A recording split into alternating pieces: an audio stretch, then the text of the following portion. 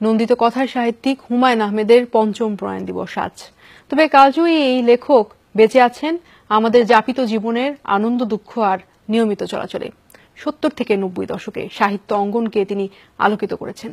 তারই শেখানো বর্ষা উদযাপনের এমনই এক বর্ষায় সবাইকে ছেড়ে চলে গিয়েছিলেন। তবে হুমায়ুন আহমেদের সৃষ্টি মানুষের মনে আজও চিরসবুজ। ফারহানা নেন্সির প্রতিবেদন। নাকি শরীর খারাপ? মানুষের মনের ছন্দপতন, কখনো মায়ার চাদরে জড়িয়ে রাখা, অথবা দুঃখ বিলাসের মাঝে বেঁচে থাকা, কিংবা দৈনিক অভ্যস্ততায় সহজ হাস্যরস। বাচ্চাটাকে আদর করো, লক্ষ্মী সোনা আদর করো না, টুনটুনি ঝুনঝুনি। এইসব অনুভব অনুভূতির সরল অঙ্ক মিলিয়ে দিতেন হুমায়ুন আহমেদ।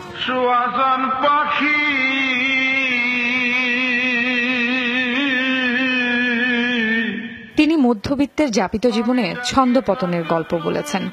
তিনি আমাদের জোছনার বৃষ্টিকে ভালোবাসতে শিখিয়েছেন, খালি পায়ে সবুজ ঘাসে আনন্দ পথ খুঁজতে শিখিয়েছেন। হুমায়ুন আহমেদের প্রতিটি চরিত্র পাঠকের ভালোবাসার আঙিনায় সগর্বে ছিল। নিঃসন্দেহে কম বয়সী তরুণদের বই পড়ার অভ্যাস গড়ে দেওয়ার পেছনে ছিল তার অসামান্য অবদান। বাবা মার কাছ থেকে লুকিয়ে ওই বইগুলো পড়ার একটা থ্রিল ছিল, এবং লুকানোর ব্যাপারটা ছিল একরকম, আর বইগুলো ডুবে যাওয়া ছিল আর একরকম। যখন মিসির আলী আসতো, তিনি কোন টপিক নিয়ে আজকে কথা বলছে, মানে কোন সায়েন্টিফিক জিনিস নিয়ে কথা বলছে, আমরা তখন সেটা নিয়ে আবার নেটে ঘাটতাম। বহুব্রীহির কাহিনী আমি ছোটবেলায় আম্মুর সাথে খাটে শুয়ে শুয়ে শুনতাম।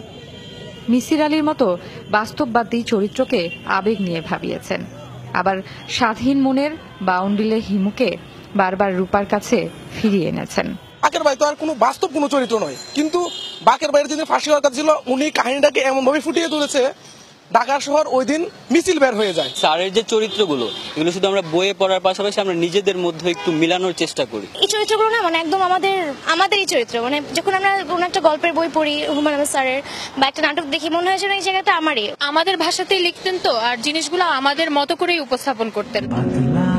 তার লেখনী যেমন কয়েক প্রজন্মকে বই পড়তে শিখিয়েছে, তেমনি ভিন্ন মাত্রা যোগ করেছে নাটক সিনেমার শিল্পকর্মে।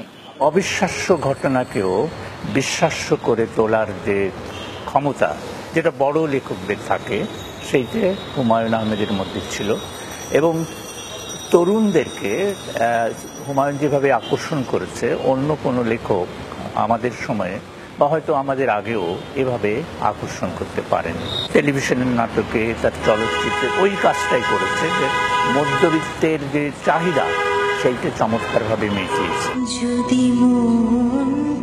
অসংখ্য মানুষের বিনম্র শ্রদ্ধা আর ভালোবাসার সাথে নিয়ে আমাদের ছেড়ে চলে গেছেন তিনি। অবশ্য তিনি সবসময় বিশ্বাস করতেন এই ভালোবাসাটুকুই জীবন। Farhana Nancy, Jamuna news, Dhaka.